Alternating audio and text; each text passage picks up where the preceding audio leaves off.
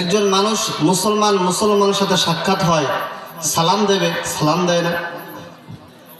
অহংকার, আমাকে সালাম দিল না।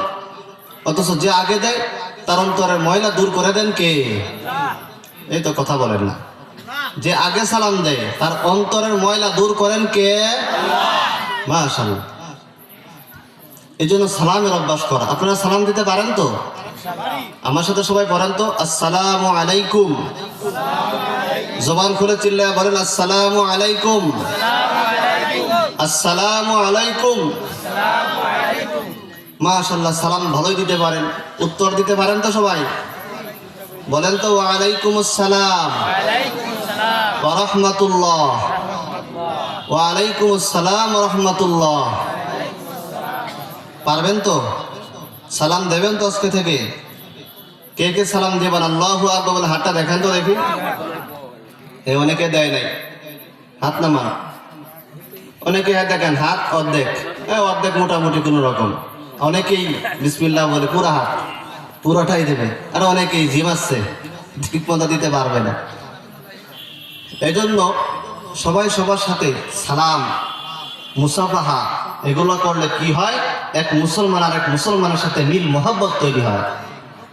এক মুসলমান আর এক মুসলমানের সাথে ভালোবাসা গভীর হয়।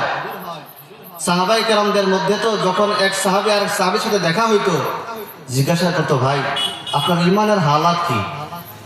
আপনার নামাজের অবস্থা কি? আপনার আমলের অবস্থা কি? আর আমাদের যুগে দেখা হইলে, ভাই ব্যবসার কি অবস্থা? ভাই ওই জমিটা কি কিনতে পারিছেন? ভাই ওইটা কি করছেন? দুনিয়ার যত নাজ নেমতের কথা আলোচনা হয়। আর সাহাবায়ে কেরামদের মধ্যে ঈমানের আলোচনা, আমলের আলোচনা, কিভাবে আমল বৃদ্ধি করা যায়, ঈমানকে কিভাবে বৃদ্ধি করা যায়, এই আলোচনা তাদের মধ্যে সবসময় থাকতো। এই জন্য আমাদের সম্পর্ক, মহাব্বত আর মিল ভালোবাসা তৈরি করা উচিত।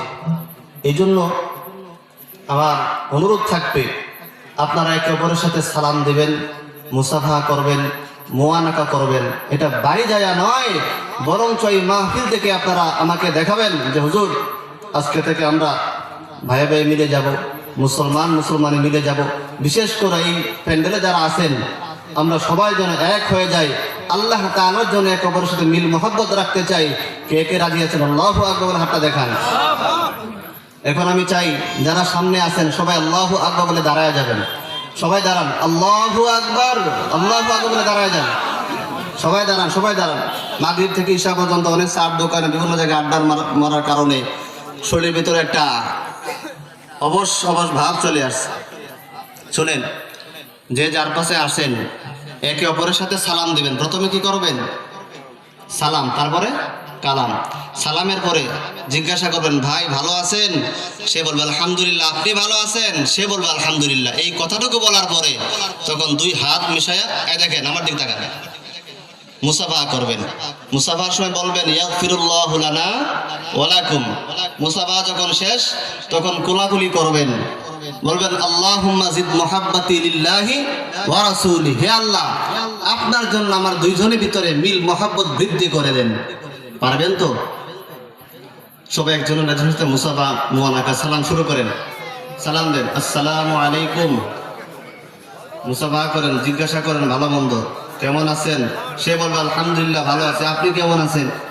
মিল মহব্বত তৈরি হয়ে যাবে। যাই হোক, শোনেন, যাদের যাদের কাজ শেষ তারা আস্তে আস্তে সামনের দিকে আগে বসেন। লোক তো আসতেছে, তারা পিছনে বসবে, যেহেতু ছোট ব্যানের জায়গা পাচ্ছে না। সবাই তো আল্লাহু আকবার বলে জিকির করতে করে সামনে আগে বসেন, সামনে আগে বসেন।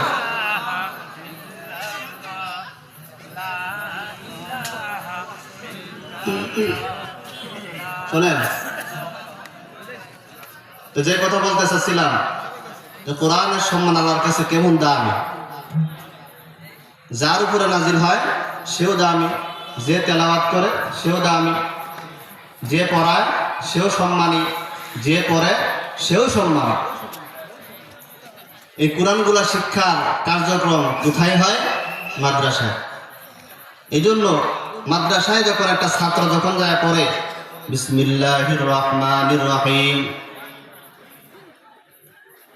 বিসমিল্লাহির রহমানির রহিম, মাদ্রাসা যখন তেলাওয়াত করে আল্লাহ তাআলা ফেরেশতাদেরকে ডাক দেন, হে ফেরেশতারা, ছোট একটা নাবালক বাচ্চা মাদ্রাসায় বসে বসে আমার নাম নিল, ঘটনা কি?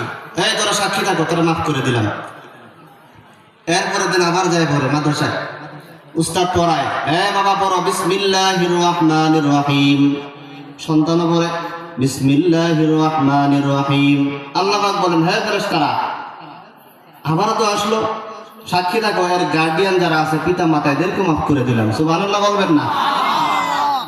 এরপরের দিন আবারও বিসমিল্লাহির রহমানির রহিম। যখন বিসমিল্লাহ পড়তেই থাকে আল্লাহ পাক খুশি হয়ে যায়। নাবালেক বাচ্চা মাদ্রাসায় বসে আমার গুণগান গায়। হে ফেরেশতারা সাক্ষী থাক, এর পিতা মাতা পরদাদা সহ যত আত্মীয় স্বজন দুনিয়া আখেরাতে চলে গেছে আর বেঁচে আছে